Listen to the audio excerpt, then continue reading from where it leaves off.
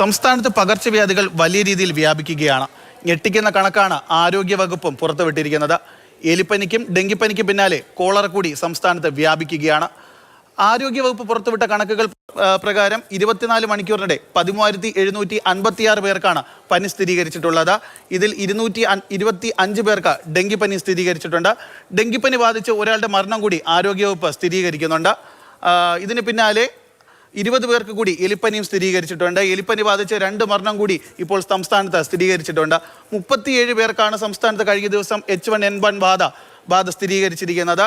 ഏറ്റവും ഞെട്ടിക്കുന്ന കാര്യം, സംസ്ഥാനത്ത് ഇപ്പോൾ പ്രത്യേകിച്ച് തിരുവനന്തപുരത്ത് 2 പേർക്ക് കൂടി കോളറ സ്ഥിരീകരിച്ചിരിക്കുകയാണ്. അങ്ങനെ തിരുവനന്തപുരത്ത് മാത്രം ആകെ മൊത്തം 3 പേർക്കാണ് ഇപ്പോൾ കോളറ സ്ഥിരീകരിച്ചിരിക്കുന്നത്. സംസ്ഥാനത്ത് മൊത്തത്തിൽ 4 പേർക്കും കോളറ സ്ഥിരീകരിച്ചിട്ടുണ്ട്.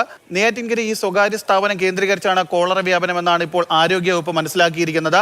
അതുകൊണ്ട് തന്നെയാണ് ഈ ഒരു സ്ഥാപനത്തിലെ മുഴുവൻ പേര് ഇപ്പോൾ നിരീക്ഷണത്തിലാക്കിയിട്ടുള്ളത്. എന്തായാലും കോളറ വ്യാപിക്കുന്നത് ആരോഗ്യവകുപ്പിനെ ആകെ ആശങ്കയിലാഴ്ത്തിയിരിക്കുകയാണ്.